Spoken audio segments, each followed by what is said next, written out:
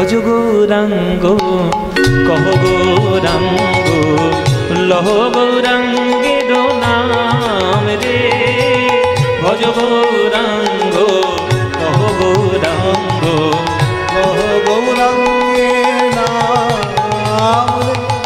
এই গানটা ভালো লাগে না? হ্যাঁ, এই গানের মতো গান হয়? আপনারা জানেন বোধহয় আমি আমেরিকা গেছিলাম, অনেকেই জানেন অনেকেই জানেন না। আমি আমেরিকা গেছিলাম 2023 সালের জুলাই মাসে, 15 দিনের জন্য আমেরিকা গিয়েছি। এবার আমেরিকাতে আমাদের যেখানে অনুষ্ঠান ছিল সেটা হচ্ছে ওখানে এই আপনাদের আমাদের দেশের মতো এই পাবলিক অনুষ্ঠান হয় না, মানে খোলা জায়গায় অনুষ্ঠান হয় না। যা হবে সব হলের মধ্যে হবে, আর যা হবে শনি আর রবি, শনি রবির সোম থেকে শুক্র কাজ করো, শনি রোববার এনজয় করো। ওই জন্য শনিবার রোববার করে গান হয়, আর যখনই হয় বড় বড় হল ভাড়া করে হয়। এবার আমার যেখানে গানটা ছিল সেটা হচ্ছে নিউ জার্সি, একেবারে সমুদ্রের ধারে, মানে প্রশান্ত মহাসাগরের ধারে একেবারে। হ্যাঁ, প্রশান্ত মহাসাগর বলছি, আটলান্টিক মহাসাগর, আটলান্টিক মহাসাগরের একদম ধারে। হু হু করে ঠান্ডা হাওয়া আসছে, বরফ গোলা জলের বাতাস ভেতরে ঢুকছে আর কি। আর বিরাট বড় হল। এবার আমি গান গাইছি, আমাদের সবাই মিলে সারেগামাপার টিম গিয়েছি। এবার আমি সব ধরনেরই গান টান গাইতে পারি, মোটামুটি আধুনিক হিন্দি ফিন্দি সবই গাই।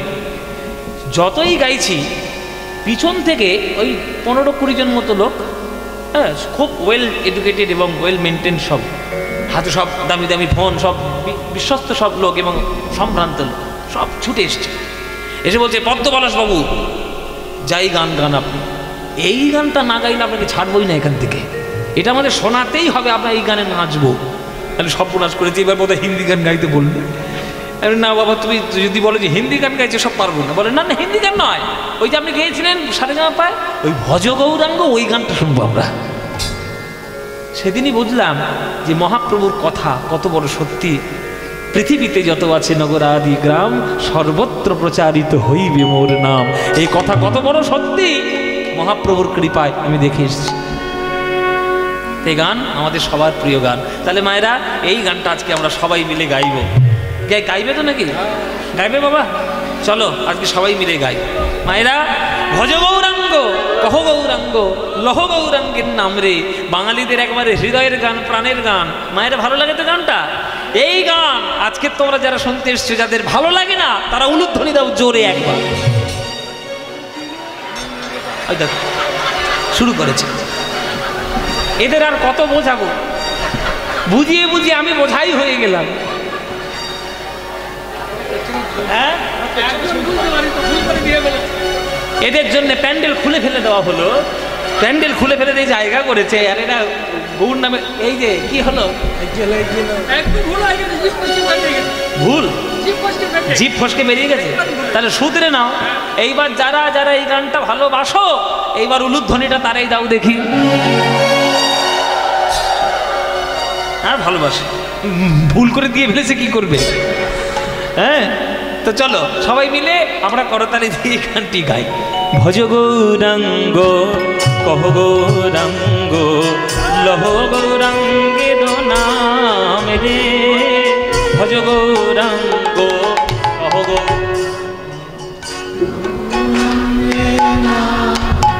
হ্যাঁ, যে জনা গৌরাঙ্গ ভজে সে হয় আমার প্রাণ রে। বলো, যে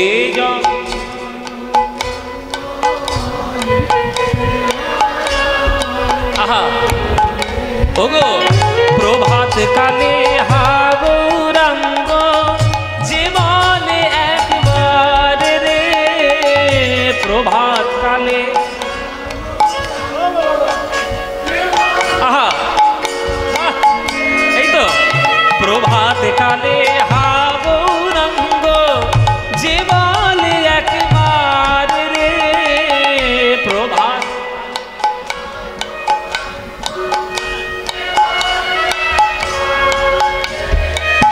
সেই জন আমার হয়, আমি হই তার রে। বলো, সেই জন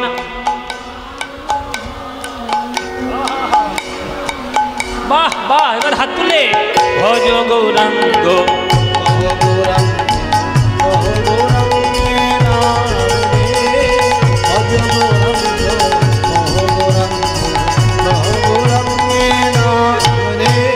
যে জনা গৌরাঙ্গ ভজে সে হয় আমার প্রাণ রে। যে জনা গৌরাঙ্গ ভজে সে হয় আমার প্রাণ। আহা ভজ গৌরাঙ্গ গহ গৌরাঙ্গ লহ গৌরাঙ্গের নাম রে।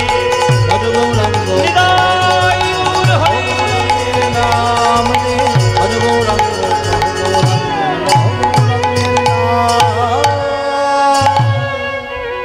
বলো আনন্দ হয়েছে? হয়নি? এই আনন্দ কোথাও পাবে? এই আনন্দ পেতে গেলে প্রত্যেক বছরে দারোন্দাতে শিবরাত্রিতে দুলালবাবুর বাড়ি আসতে হবে। আসবে তো? তোমরা সবাই আসবে? প্রতি বছর আসবে?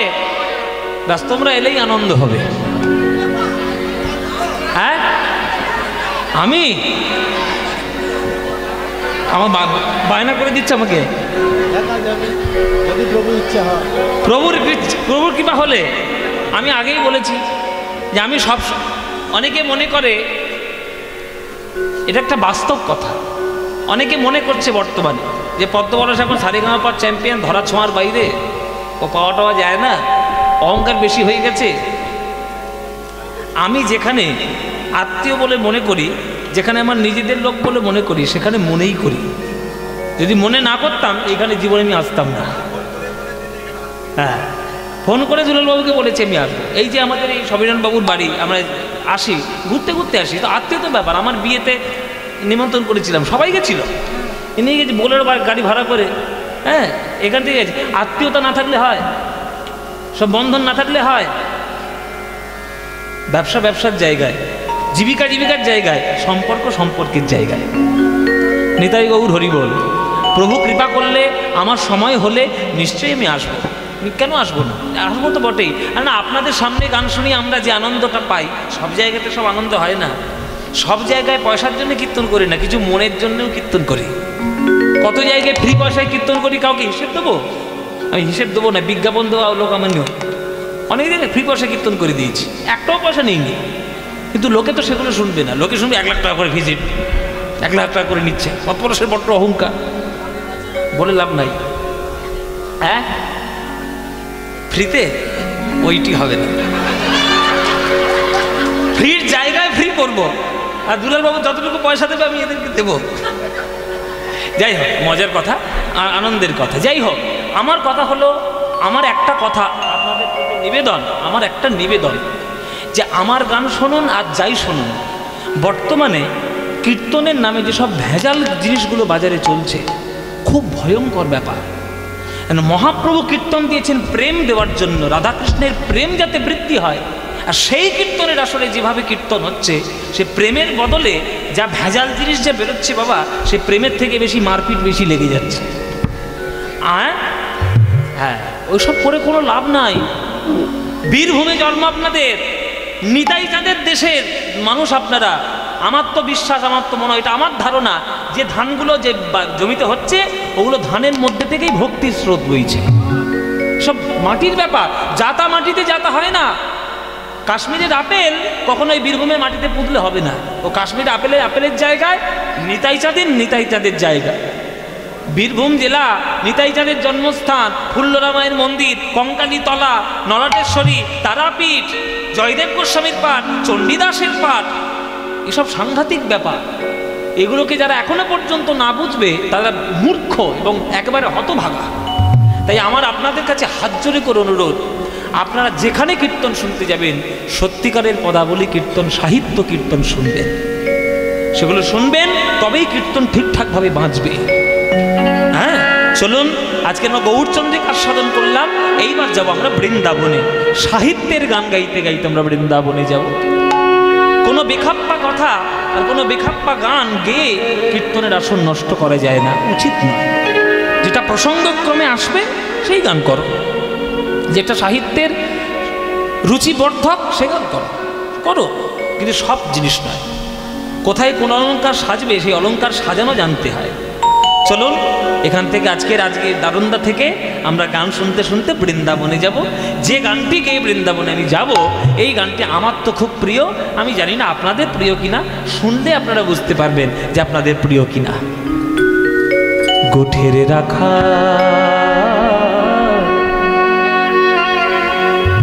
বলে দে কোথায়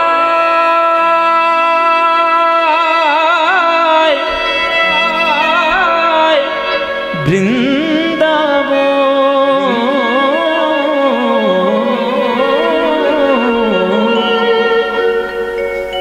রাখাল রাজা গোপাল আমার খেলে অনুক্ষণ কোথায় বৃন্দাবন গোঠের রাখাল বলে দে রে কোথায় বৃন্দাবন রাখাল রাজা গোপাল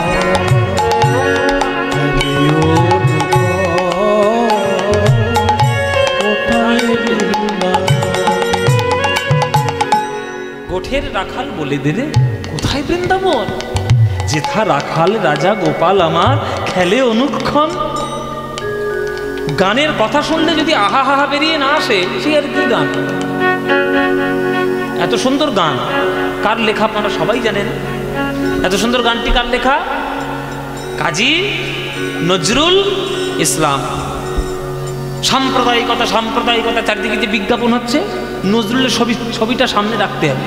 সাম্প্রদায়িকতা কাকে বলে আর সম্প্রীতি কাকে বলে ওই লোকটার থেকে আর কেউ বুঝবে? নাম তার নজরুল ইসলাম, এতগুলো শ্যামা সঙ্গীত লিখেছে আর এতগুলো বৈষ্ণবদের গান লিখেছে যে বৈষ্ণবরা পর্যন্ত হয়রান যে লিখলো কি করে। ভক্তি নামে হয় না, ভক্তি অন্তরে হয়। নজরুল ইসলাম সেই ভক্ত যিনি নামে নজরুল ইসলাম, ভেতরটা তার বৈষ্ণবতায় পরিপূর্ণ, নইলে এই গান লিখতে পারে?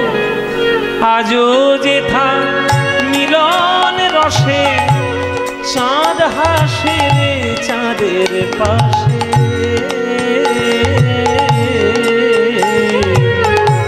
আজও যেথা মিলন রসে চাঁদ হাসে রে চাঁদের পাশে, বাজে রে হাসে রে চাঁদ হাসে রে চাঁদের পাশে।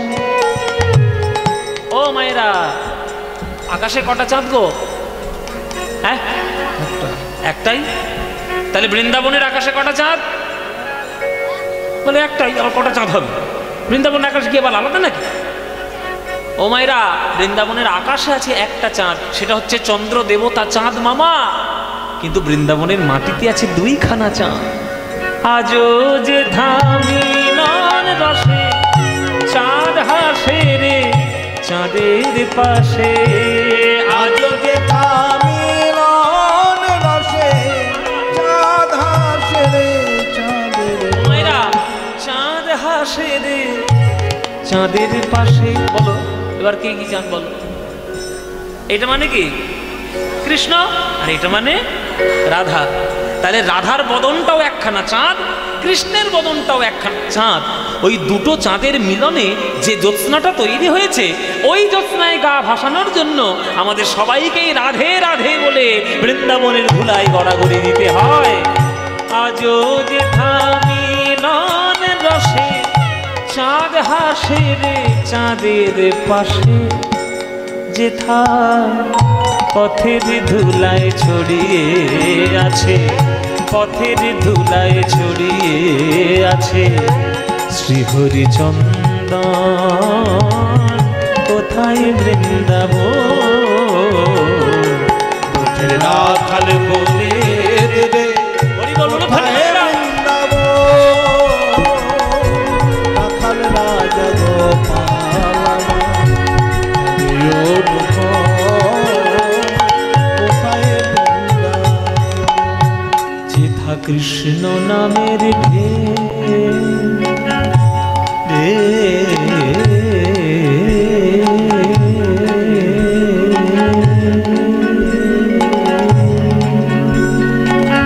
ঢেউ ওঠে রে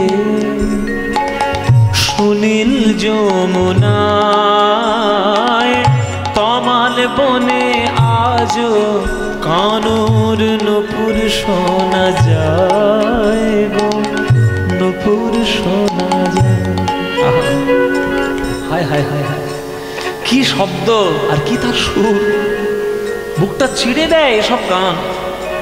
কৃষ্ণ নামের ঢেউ ওঠে রে সুনীল যমুনায়, কি সাহিত্য, কি কাব্য।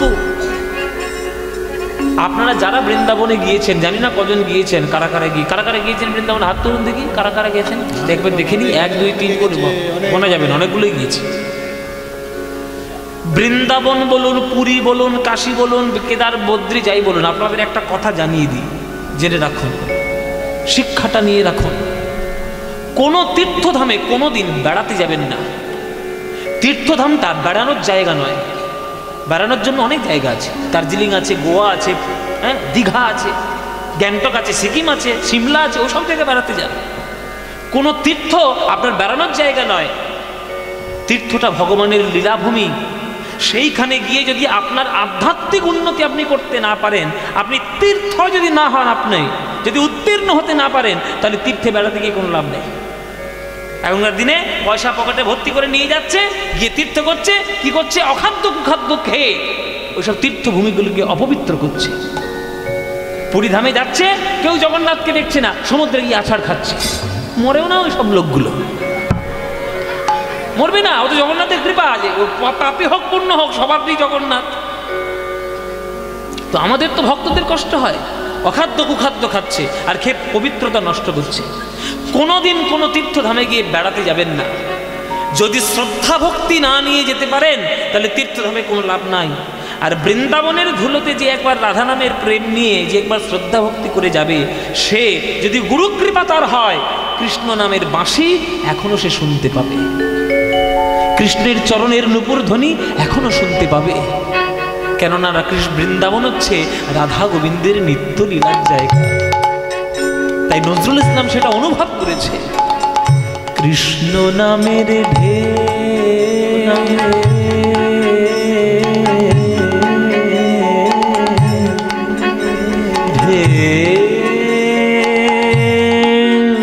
ওঠে রে সুনীল যমুনায়, তমাল বনে আজো কানুর নূপুর শোনা যায়, নূপুর শোনা যায়। আজো যেথা কদম তলে বেনু বাজে সাঁঝ সকালে, আজো যেথা কদম তলে বেনু বাজে সাঁঝ সকালে, বাজে রে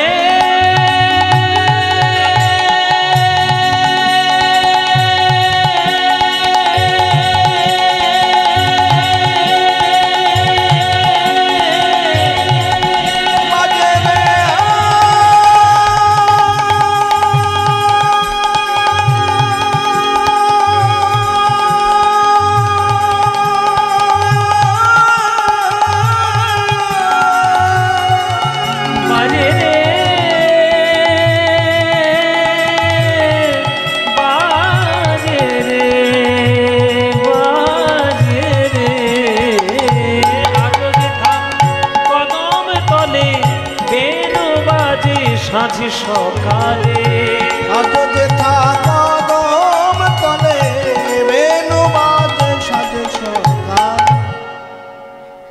সাঁঝ সকাল মানে কি? সাঁঝ মানে কি? সন্ধ্যা। সকাল মানে সকাল। তাহলে কৃষ্ণ সকালেও বাঁশি বাজায়, সন্ধ্যাতেও বাঁশি বাজায়। যে বাঁশিটা তিনি বাজান সেই বাঁশিটার নাম বেনু। কেননা কৃষ্ণের 3টে বাঁশি ছিল, একটা বংশী, একটা বেনু, একটা মুরলী। বংশী প্রেম লীলায় বাজাতে কাজে লাগে, বেনু গোষ্ঠলীলায় বাজাতে কাজে লাগে, আর মুরলী রাসলীলায় বাজাতে কাজে লাগে। তাহলে নজরুল ইসলাম কত বড় সত্য কথা তিনি গানের মধ্যে লিখেছেন। ভুল ভাল লিখে ভুজুং ভাজুং দিয়ে ভক্তদের মনে আঘাত করেননি। তিনি তো লিখতেই পারতেন, যারা অশিক্ষিত কবি হবে তারা তো লিখবে ওই আজও যেটা কদম তলে বংশী বাজে সাত সকালে, বাঁশি বাজে সাত। আরে কোন বাঁশি সেটা তো জানতে হবে। বেনু নজরুল ইসলাম একদম পরিষ্কার করে রেখেছে। কত সাহিত্য এবং কত ধর্ম শাস্ত্র বোধ থাকলে একটা সঠিক সুন্দর গান লেখা যায়। আজও যেথা কদম তলে বেনু বাজে সাজ সকালে,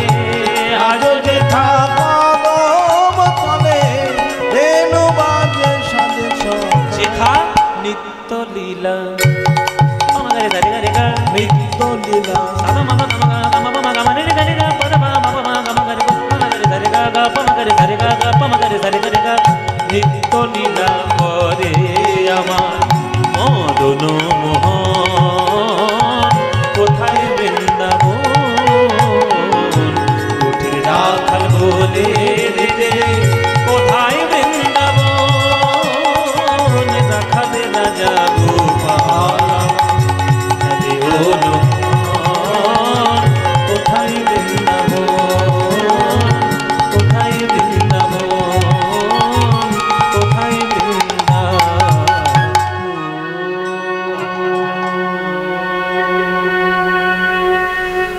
বৃন্দাবনম সখী ভুববিতনোতি কীর্তি यद देवकी सुत पदाम्बुजलब्ध लक्ष्मी गोविंद वेणुमनमत्त मयूर नृत्यं प्रेक्षादि सान्य परतान्य समस्त सत्वं सवाई बोलन वृंदावन धाम की वृंदावन धाम की वृंदावन धाम की श्रीमती राधा रानी की श्रीमती राधा रानी की श्रीमती राधा रानी की बोलो प्रेम से राधे राधे बोलो राधे राधे राधे राधे ও মায়েরা বৃন্দাবনে গিয়ে কাউকে বলতে শুনেছো হরি হরি কেউ বলে কেউ বলেছে কৃষ্ণ কৃষ্ণ কেউ বলে সবাই বলে এক কথায় তাদের তাহলে রাধা নামের এক ব্যক্তি রাধা নামের এক ভক্ত কি ভালোবেসেছেন ভগবানকে যে বিশ্বব্রহ্মাণ্ডে সেই ভগবানকে নিজের ভালোবাসায় বশীভূত করে নিয়েছে কৃষ্ণ জগৎ বিশ্বব্রহ্মাণ্ডের মালিক কিন্তু বৃন্দাবনের নয় বৃন্দাবনে কেউ কৃষ্ণ কৃষ্ণ বলে ঢুকবে না সবাই বলবে রাধে রাধে তাহলে রাধারানীর সেই ভক্তি রাধারানীর সেই প্রেম আমরা যদি অন্তর দিয়ে অনুভব না করি হ্যাঁ সেই প্রেম যদি আমরা কৃষ্ণের প্রতি না করতে পারি তাহলে কিভাবে হলো আর কি পেলে জীবনে কিছুই নয় চলুন আজকে আমরা রাধারানীর দেখব অনুরাগ অংশ রাধারানীর অনুরাগ অনুরাগ কাকে বলে মিলনের পরের যে ভালোবাসা সেটাকে বলে অনুরাগ আর মিলনের পূর্বের যে ভালোবাসা সেটা পূর্বরাগ সোজা কথা মিলনের আগের ভালোবাসাটা হচ্ছে পূর্বরাগ মিলনের পরের ভালোবাসা হচ্ছে অনুরাগ এই অনুরাগ কাকে বলে শাস্ত্রে আমাদের রূপ গোস্বামী উজ্জ্বল বিন্মণি গ্রন্থে একেবারে উজ্জ্বল অক্ষরে লিখেছে সদানুভূতমপি কুর্যান্নবন্নব প্রিয়ম রাগো ভবন্নবন্নব সৌনুরাগয়িতি রিয়তে মানেটা কি সদা অনুভব করা সত্ত্বেও কুর্যান্নবন্নব প্রিয়ম প্রিয়তমকে বা প্রিয়তমাকে সদা সর্বদা নতুন নতুন বলে মনে হয় রাগও ভবন্নবন্নব ভালোবাসাও সর্বক্ষেত্রে নতুন নতুন বলে প্রতিভাত হয় সেই মনের টানকে সৌনুরাগ ইতিরিয়তে তাকে অনুরাগ বলা হয় রূপ গোস্বামীর শ্লোক অনুসারে আস্তে আস্তে কথা না সোজা বাংলায় বলতে গেলে চলতি কথায় বলতে গেলে ভালোবাসা যে মনের টানে কোনোদিন কখনো বাসি হতে চায় না সেটাই হচ্ছে অনুরাগ ভালো করে বুঝে দেখুন বাবা ও মায়েরা বাসি খাবার কাকে বলে বাসি খাবার কাকে বলে আজকের খাবার যদি কালকের খাই বা সকালের রান্না যদি রাত্রে খাই তাহলে সেটা বাসি খাবার বাসি খাবার কেউ কখনো খায় সবাই খেতে চায় না যদি শরীর খারাপ হয় তাহলে শরীর খারাপের ভয়ে বাসি খাবার কেউ খায় না কিন্তু যে খাবারটা যতবারই খাবেন ততবারই টাটকা বলে মনে হচ্ছে সেটা হচ্ছে ঠিকঠাক খাবার তাহলে যে ভালোবাসা রাধারানীর কাছে কৃষ্ণকে সব সময় নতুন নতুন বলে মনে করাচ্ছে সেইটাই হচ্ছে রাধারানীর অনুরাগ কি অপূর্ব শ্লোক আর কি অপূর্ব ব্যাখ্যা যে ভালোবাসা কখনো বাসি হতে চায় না কিরকম বাসি না দেখুন সকালবেলায় যখন কৃষ্ণ গোষ্ঠে যাচ্ছে রাস্তা দিয়ে তখন রাধারানী ছাদের উপর থেকে দেখেছেন কৃষ্ণকে দেখেছেন সূর্য পূজার মণ্ডপে গিয়ে দুপুরবেলায় দেখেছেন কৃষ্ণ যখন গরু বাছুর নিয়ে ঘরে ফিরছে উত্তর কোষ্ঠে তখনও দেখেছেন আবার রাত্রির বেলায় কেশরকুঞ্জে তখনও দেখেছেন কিন্তু যতবার রাধারানী কৃষ্ণকে দেখছেন রাধারানীর মনে হচ্ছে এই বোধহয় জীবনের প্রথম দেখলাম। ও মায়েরা, নায়ক আর নায়িকা তোমাদের সিরিয়ালের ভাষায় না বোঝালে বুঝবে না। শুনে নাও, নায়ক নায়িকা, এক নায়ক যদি এক নায়িকার সঙ্গে সবসময় থাকতে থাকে, সকাল সন্ধ্যে দিন রাত যদি চোখের সামনে দেখে, বলবে না সাধারণ নায়ক যে চোখে চালসে পড়ে নতুন নতুন বলে মনে হবে? জীবনে মনে হবে না। যখন ভালোবাসা তৈরি হচ্ছে তখন বধূ গো, সোনা গো, বাবা গো, বাবু গো, কত রকম কথা। আর যেই 10 বছর পর বিয়ে হয়ে যাবে মুখটা দেখলেই যেন গাপিত্তি জ্বলে যাচ্ছে, এরকম হচ্ছে না? এগুলো আমাদের সাধারণ নায়ক নায়িকার ভালোবাসার ক্ষেত্রে হয়, যে 10 বছর পরে দেখলে এই উল্টো পাল্টা কথা বললে ঝগড়া শুরু হয়ে গেল। আর যদি অতিরিক্ত ঝগড়া হয়ে গেল তাহলে হাইকোর্টে দৌড়তে হবে, ডিভোর্সে জ্বালায় জ্বালায় জ্বলে যাচ্ছে। তোমরা কত জ্বলছে জানি না, এ জ্বলে যাচ্ছে বেশি, এ জ্বালায় জ্বালায় জ্বলছে। আর এ জ্বালা আমায় দিয়েছে, এই সর্বনাশ করেছে এইটা।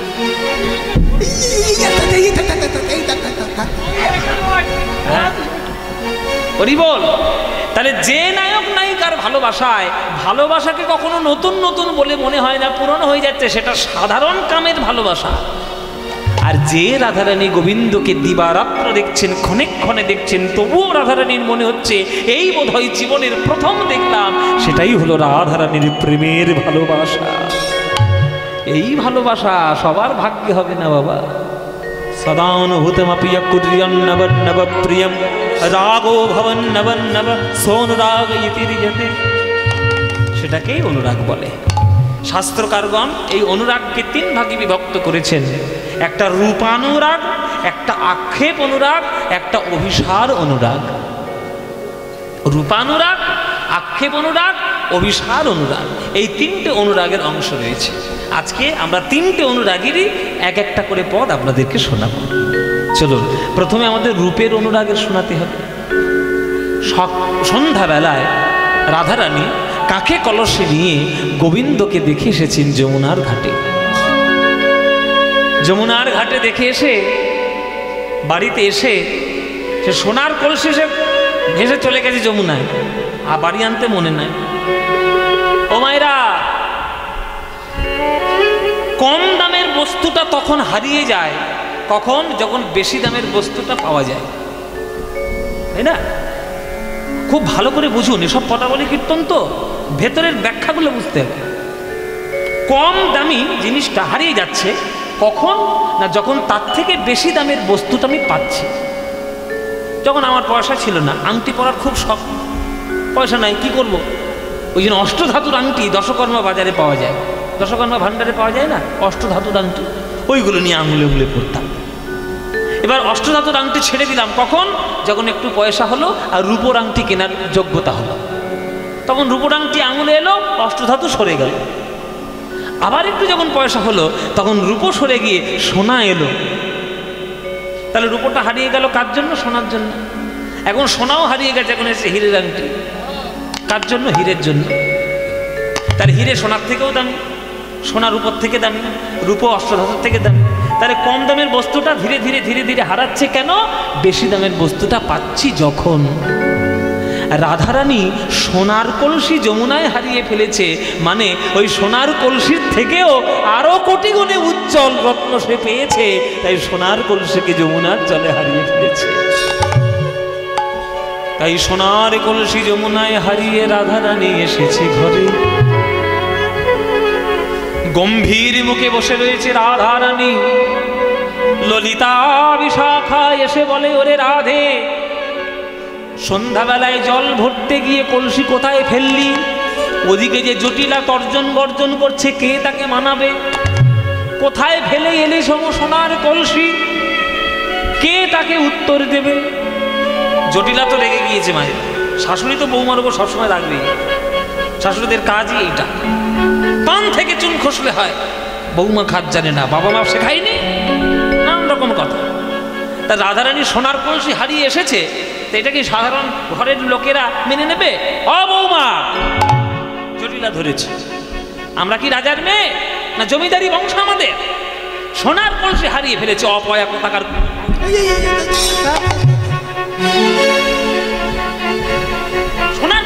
ফেলেছে, অলক্ষী কোথাকা। সাধারণ বাড়িতে এটাই বলবে। রাধারানীকে গালমন্দ করছে জটিলা, তখন সখীরা ছুটে এসছে জটিলার কাছে, মা কি হয়েছে, কি হয়েছে, এরকম এরকম কটু কথা বলছেন কেন, এই এই হয়েছে তোমাদের রাতে কি হয়েছে। তখন ললিতা বিশাখা বলছে, মা ওইভাবে গালমন্দ করবেন না আমাদের রাধারানীকে। আমাদের রাধারানী বৃষভানু নন্দিনী নায়িকার শিরোমণি ওইভাবে কটু কথা শুনতে অভ্যস্ত নয়। আপনার একখানা সোনার কলসি হারিয়ে গেছে তো, আমরা কথা দিচ্ছি, আপনি ধৈর্য ধরুন, আমরা খুঁজে দেখি যে ওই কলসিটা পাওয়া যায় কিনা। যদি পাওয়া যায় ভালো, আর যদি না পাওয়া যায় রাধারানীর বাবা বৃষভানুর কাছ থেকে বলে কয়ে আপনার জন্য 10খানা সোনার কলসি এনে দেবো। 10টা। হ্যাঁ, রাধারানীর গায়ের যা মাপ, অঙ্গের যা ওজন, সেই ওজনের সোনা বৃষভানু রোজ প্রত্যেককে দান করে। তা আপনার কোনো চিন্তা নেই, যদি পাওয়া যায় ভালো, না পাওয়া গেলে 10খানা সোনার কলসি আপনার জন্য এনে দেব। কিন্তু আমাদের রাধারানীকে এইভাবে কটু কথা বলবেন না। ঠিক আছে, আগে খুঁজে দেখো, তারপর কে ব্যবস্থা করছি। এই বলে গর্জন করতে করতে চলে গেল জটিলা। এইবারে রাধারানীর কাছে অষ্টসখী এসেছে। ললিতা বিশাখা বলে, ওরে রাধে, সন্ধ্যাবেলায় যমুনার ঘাটে জল আনতে গিয়ে সোনার কলসি হারিয়ে ফেলেছিস, মানে ওই সোনার কলসির থেকে কোটি গুণে উজ্জ্বল কোন রত্ন তুই পেয়েছিস? কি পেয়েছিস বল, কি পেয়েছিস বলে ওরে রাধে। তোর সেই রত্নের ধন্যতায় আমরাও একটু ধন্য হয়ে যাই। তখন রাধারানী বলে, ওরে ললিতা রে বিশাখা রে, যমুনার ঘাটে যে রূপ আমি দেখে এলাম, পৃথিবীর কোন রূপ তার কাছে কিছুই নয়। আমি দেখলাম কি জানিস,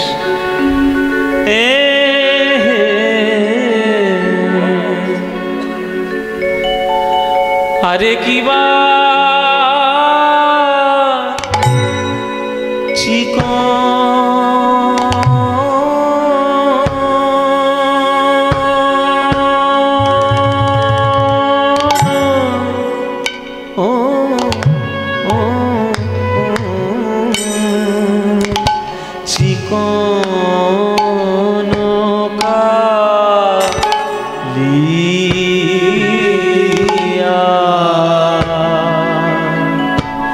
কালিয়ার উপর,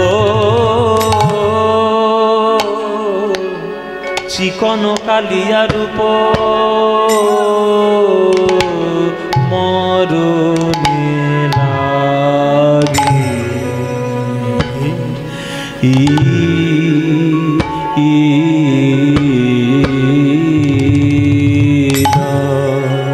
ও আরে কি বা, ও গো আরে কি বা,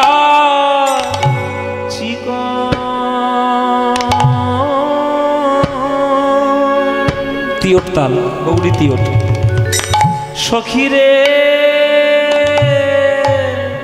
তারা বুঝি ভালো করে, তারা বুঝি ভালো করে দেখে, দেখে নাই, দেখে নাই, দেখে নাই গো।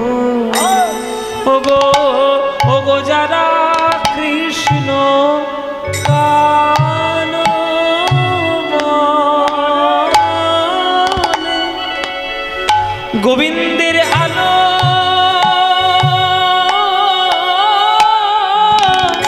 গোবিন্দের আলো করা রূপ যারা কালো বলে,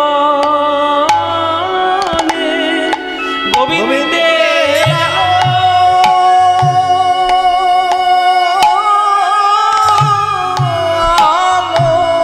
করা রূপ কালো বলে। এই গানটি অপূর্ব গান বাবা, অপূর্ব গৌরী তিয়টের সুর। এই গানটি আমি শুনেছিলাম প্রথম নীলমণি দাসের কাছে, একবার থুরথুরে বুড়ো আমার বাড়িতে আসতেন, ওনার কাছে শুনেছিলাম। কিন্তু শিখেছি আমার কীর্তন গুরুর কাছে, সুমন কাকুর কাছে। এখন তো উনি প্রফেসর, কিন্তু উনি যখন শেখাতেন বাড়িতে তখন ওনার কাছে শেখা। গোবিন্দের আলো ওগো আলো করা রূপ যারা কালো বলে, গোবিন্দের আলো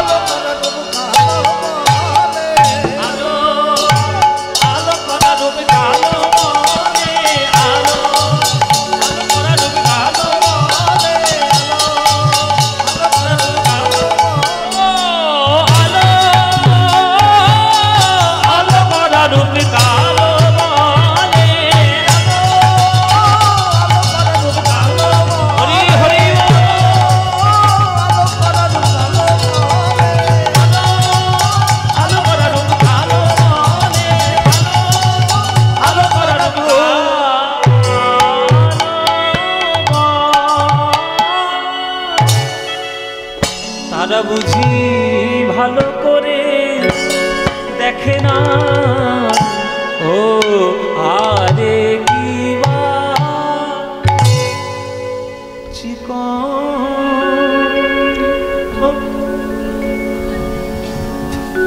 চিকন কালিয়া রূপ মরমে লাগিল ধরনে না যায় মরহিয়া।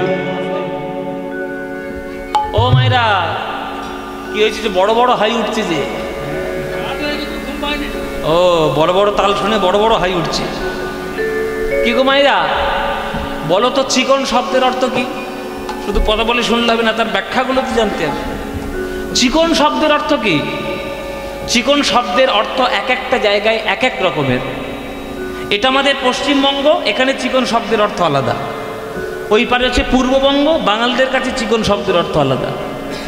বাঙালদের কাছে মানে পূর্ববঙ্গের লোকেদের কাছে চিকন শব্দের অর্থ হচ্ছে ফর্সা, অত্যন্ত ফর্সা, সুন্দর, চিকনা বলে। হ্যাঁ, চিকনাই বলে না, চিকনাই। চিকন শব্দের অর্থ চিকন থেকেই এসছে। ওইদের দেশে অর্থ হচ্ছে ফর্সা। আমাদের পশ্চিমবঙ্গে কোথাও কোথাও চিকন শব্দের অর্থ হচ্ছে সরু, অনেকে বলে না চিকন পাড়ের ধুতি দাও, চিকন পাড়ের শাড়ি দাও। চিকন মানে সরু, কিন্তু পদাবলী সাহিত্যে যে চিকন শব্দটা বলা হচ্ছে এটা সরুও নয়, এটা ফর্সাও নয়।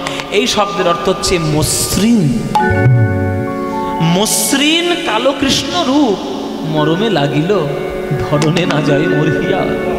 ওরে ললিতা রে, ওরে বিশাখা রে, যমুনার ঘাটে যে গোবিন্দ রূপ আমি দেখে এলাম, এই গোবিন্দের রূপ যেন আমার হৃদয়ে এমনভাবে আঘাত করেছে, জগতে কিছুই আমার আর প্রয়োজন নাই, তাই সকল রত্ন ভাসিয়ে দিয়ে এলাম যমুনার জলে। আহা, চিকন কালিয়া রূপ মরমে লাগিল ধরনে না যায় মোর হিয়া। গোবিন্দের মুখখানা কেমন জানিস? কত চাঁদনী নাড়িয়া বধূর মুখখানি মাঝি আছে গো, কত চাঁদনী নাড়িয়া বধূর মুখখানি মাঝি আছে গো, কত চাঁদনী মুখখানি মাঝি আছে, কত চাঁদনী নাড়িয়া। দেখুন কত চাঁদ নিঙাড়িয়া। আস্তে আস্তে ও মায়েরা, আগেকার দিনের মেয়েদের, আগেকার দিনের লোকেদের বিশ্বাস ছিল, মানে মনে করত যে আকাশে যে চাঁদটা উঠেছে ওটা হচ্ছে একটা বিরাট ধরনের অমৃতের রসগোল্লা। অমৃতের রসগোল্লা, রসগোল্লা চিপলে কি বেরোবে? রস বেরোবে। তেমনি চাঁদকে চিপলে অমৃত বেরোবে। এটা আগেকার দিনের ধারণা, কোনো শাস্ত্র প্রমাণ নয়। লোকেদের ধারণা যে চাঁদকে চিপে ধরলে বিন্দু বিন্দু অমৃত ঝরবে।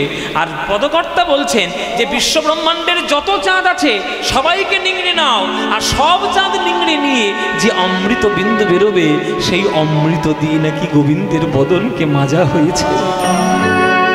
সেই অমৃতময় মুখ, কত চাঁদনী নাড়িয়া বধূর মুখখানি মাঝি আছে গো, কত চাঁদনী নাড়িয়া বধূর মুখখানি মাঝি আছে গো, না জানি তাই কত সুধা দিয়া, কত সুধা দিয়া।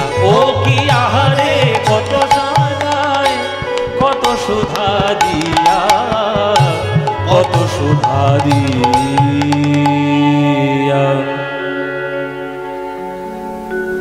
গোবিন্দের মুখের মধ্যে সব থেকে দামি জায়গা কোনটা? ও মায়েরা, ওই দেখো বসে বসে টকের গল্প শুরু করেছে। কি গল্প হচ্ছে শুনি।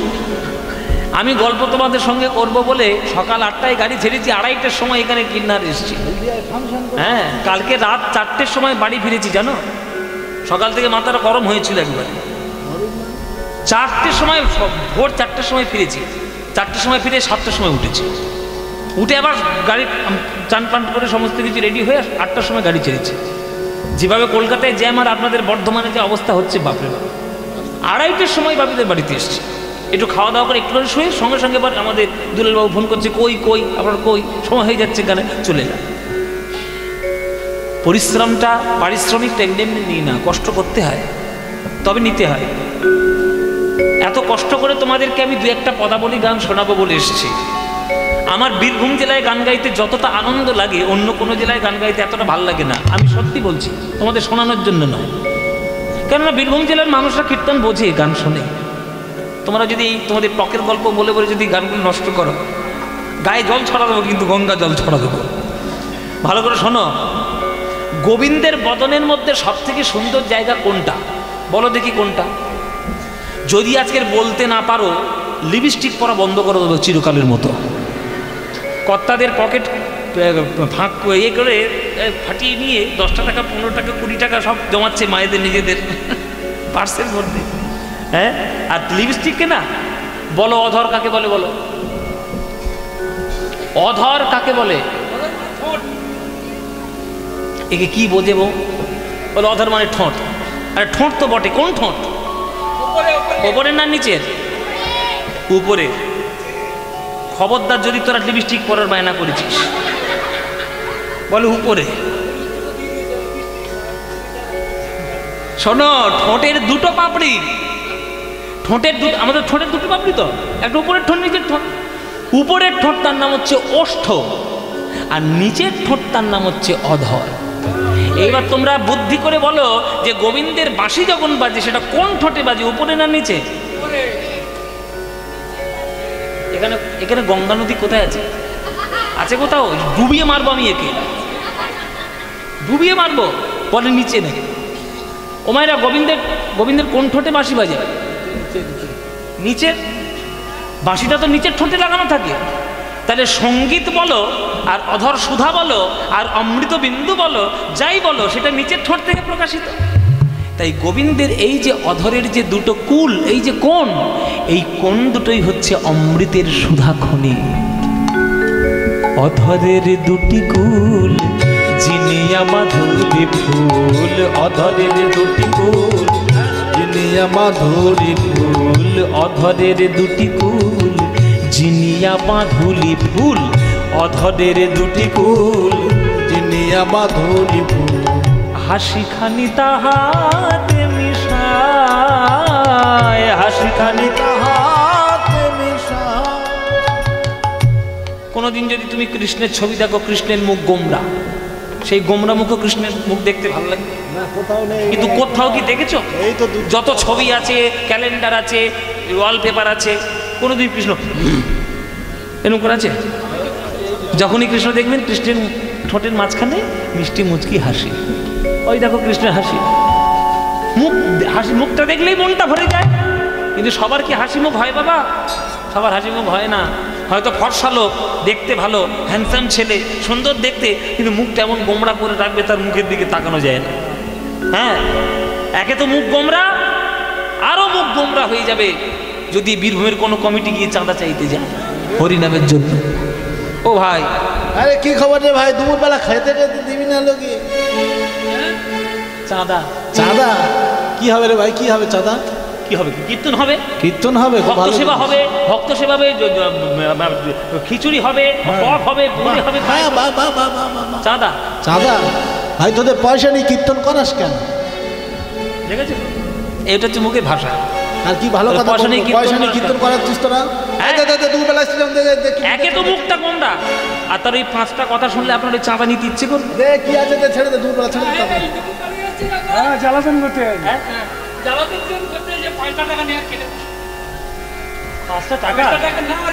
5টা টাকার চেহারাটা শুধু দেখো বাবা। বলে কিন্নারে বাজার করতে গিয়ে ফিরেছিল, ওটা খাতার পাতার তলা লিখেছি। 5টা টাকা দেবে, 5টা কথা শোনাবে, মুখটাও বাংলার 5। কিন্তু কৃষ্ণের কোনোদিন কোনো ছবি দেখেছো কৃষ্ণের মুখটা 5? অধরের দুটি কুল যেন সুধা খনি ঝরছে, হাসি সমস্ত কিছু। অধরের দুটি কুল জিনিয়া মাধুরী ফুল, অধরের দুটি কুল জিনিয়া মাধুরী ফুল। আজ হাসিখানি তাহাতে মিশায়, হাসিখানি তাহাতে মিশায়। তেমন ওই নবীন মেঘের পরে বীজরি প্রকাশ করে, নবীন মেঘের পরে বীজরি প্রকাশ। মায়েরা, মেঘে মেঘে ঘর্ষণের ফলে মেঘের আকাশে কি উদয় হয়? কি উদয় হয়? বিদ্যুৎ উদয় হয়। একটা বিদ্যুৎ যদি উদয় হয়, তাহলে যতই অন্ধকার আকাশ হোক না কেন, ঝকঝক ঝকঝক করে ওঠে। গোবিন্দের মুখটা যেন মেঘের রাশি, আর দাঁতের শোভাটা যেন বিদ্যুতের ঝলকানি। ওই বিদ্যুৎ একবার করে যখন প্রকাশিত হচ্ছে, হৃদয়ের যত কলুষতা, হৃদয়ের যত অজ্ঞানের অন্ধকার, হৃদয়ের যত পাপ অন্ধকার দূর হয়ে গিয়ে হৃদয়টা যেন উন্নত উজ্জ্বল রসে হয়ে যাচ্ছে, চকচক করছে। হ্যাঁ, আর গোবিন্দের বদনে আর কি কি আছে বলে শোনো। ভুরু যুগ সন্ধান ওই কামেরও কামানবান, ভুরু যুগ সন্ধান কামেরও কামানবান, ভুরু যুগ সন্ধান,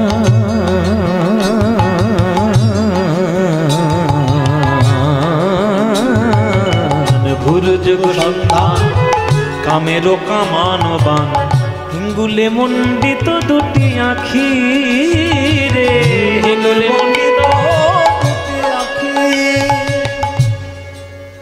ও মাইরা, এই শীতকালে তোমাদের এদেশে আসে কিনা আমি জানি না, শীতকালে বিহারিরা কাঁধে তুলোর বস্তা নিয়ে আর লেপ তৈরি করার জন্য গ্রামে গ্রামে ঘরে না আসে? আপনাদের এদিকে, আমাদের দিকেও আসে। কাঁধে শুকনো তুলোর বস্তা, আর কাঁধে দেখবে ধনুকের মতো একটা ওই সেই তার দেওয়া একটা যন্ত্র থাকে।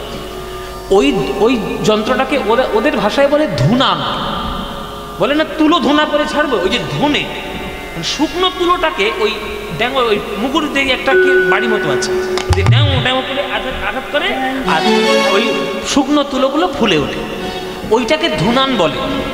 কৃষ্ণের বদনে একটা ধনুক রয়েছে, সেই ধনুক বলে ত্রেতা যুগে রাম আর দ্বাপর যুগের অর্জুন, বিষ্ণুর সারং ধনুক আর শিবের কামক ধনুক। যাই হোক না কেন, কৃষ্ণেরও জোড়া ভুরু ধনুকের দিকে যার একবার নয়ন যাবে, তার হৃদয় একেবারে বিদীর্ণ হয়ে হৃদয়ে শত ছিন্ন হয়ে যাবে। কৃষ্ণের নয়ন বান সাংঘাতিক বান বাবা, হিঙ্গুলে মণ্ডিত দুটি আঁখি,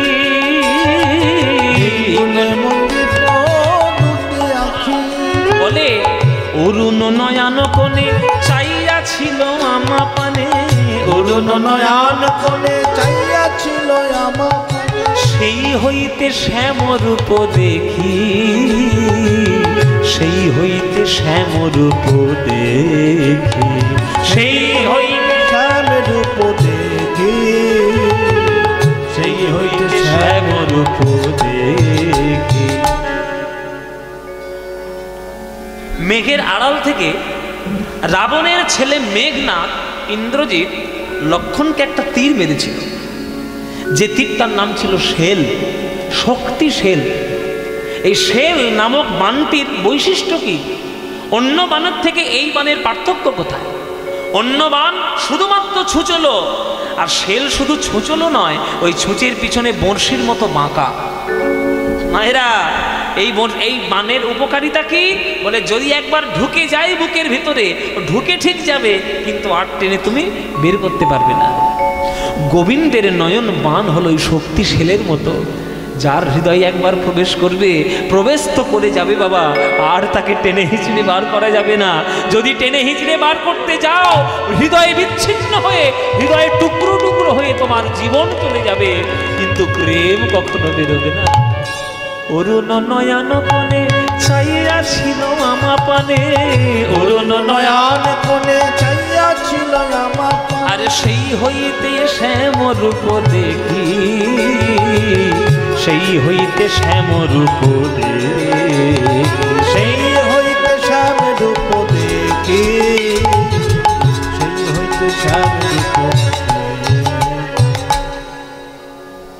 ললিতা বলছে, আচ্ছা রাধে, তুই যে এই সর্বনাশটা যে যমুনার ঘাটে করে এসেছিস, বড়াই করে তো বলছিস আমাদের কাছে, তা তুই তো একটা রাজনন্দিনী, নায়িকার শিরোমণি, বৃষভানু নন্দিনী, প্রেমকান্তা চূড়ামণি, অষ্টকপির শিরোমণি, একটা প্রকৃত নায়িকার মধ্যে যা যা গুণ থাকার দরকার সবগুলো সম্পূর্ণরূপে তোর মধ্যে রয়েছে। তা তুই এত বড় একটা নায়িকার শিরোমণি হয়ে কোথাকার একটা রাখাল ছেলের প্রেমেই মজে গেলি? হ্যাঁ, তো লজ্জাও করলো না? তুই একটা রাজার মেয়ে হয়ে একটা রাখাল ছেলের প্রেমে পড়লি? তোর এই সর্বনেশে কাণ্ডটা কখন থেকে ঘটলো রাধে? তখন রাধারানী বলছে, ওরে ললিতা রে, একবার যখন প্রেম সাগরে ডুব দিয়েছি, আর তো ফিরে আসার কোনো রাস্তা নাই। কিন্তু এই সর্বনাশ আমার হলো কবে জানিস? যেদিন আমি যমুনার ঘাটে জল আনতে গিয়েছিলাম, যমুনার জল হইতে উঠিয়া আসিতে পথে, যমুনার জল হইতে উঠিয়া আসিতে পথে, যমুনা